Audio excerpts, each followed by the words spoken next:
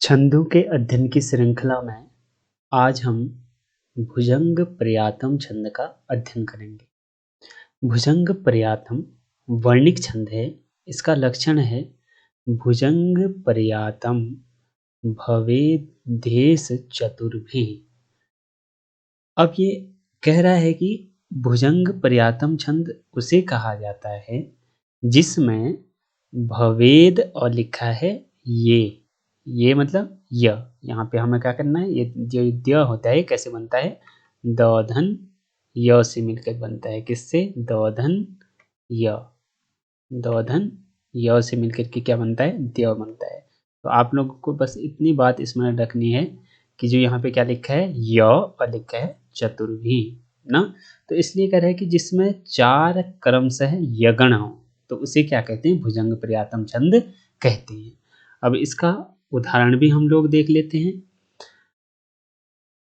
इसका उदाहरण जो है, उदाहरण है पुरः साधुवद भाति मिथ्या विनीता परोक्षे करोत्यर्थनाशम हताशः भुजगः प्रयातोपम यस्य चित्तम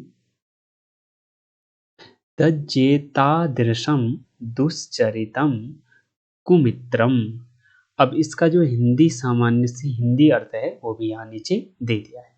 अब हमें एक बात बिल्कुल याद रखनी है कि जो भुजंग प्रयातम में क्या आने चाहिए, क्रमशः हर पाद में चार यगण आने चाहिए, अर्थात चार, क्योंकि हर जो गण होते हैं हर गण में 3 वर्ण होते हैं, तो इसलिए 4 तियां 12, अर्थात भुजंग प्रयातम के प्रत्येक पाद में कितने वर्ण होंगे, 12 वर्ण होंगे। प्रथम पाद में इसको घटित करके देखते हैं। सबसे पहले क्या है, पू आया है। पू क्या है, हरस्व है, तो इसलिए इस पे क्या लगा, लघु का चिन्ह लगा है। रूह विसर्ग युक्त है, र विसर्ग युक्त है, इसलिए इसको हमने क्या किया, गुरु के चिन्ह से युक्त किया है। सा ये क्या है, दीर्घ है, तो इसलिए गुरु के चिन्ह से युक्त है।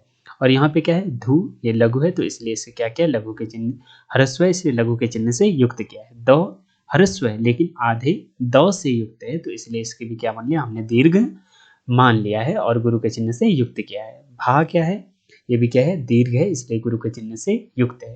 ती ये क्या है, हरस्व है, इसलिए लघु के चिन्ह से युक्त है। मी ये भी क्या है, मी हरस्व है लेकिन आगे क्या है, आधा थ है, तो इसीलिए इसको भी क्या मान लिया, गुरु मान करके गुरु के चिन्ह से युक्त किया है। या ये क्या है, गुरु है, तो दीर्घ है इसलिए गुरु के चिन्ह से युक्त किया है। वी ये क्या है, हरस्व है, इसलिए लघु के चिन्ह से हमने इसे क्या किया, दिखाया है।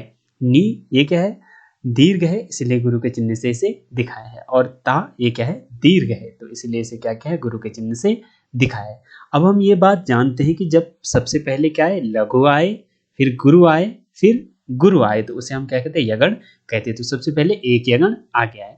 उसी प्रकार फिर देख रहे हैं, लघु है और फिर क्या है, 2 गुरु है, तो इसलिए क्या है, फिर से यगण आ गया है। फिर देखिए लघु है और फिर 2 गुरु है, तो इसलिए ये भी क्या है, यगण है। और फिर देखिए लघु है और फिर गुरु है, ये भी क्या है, यगण है।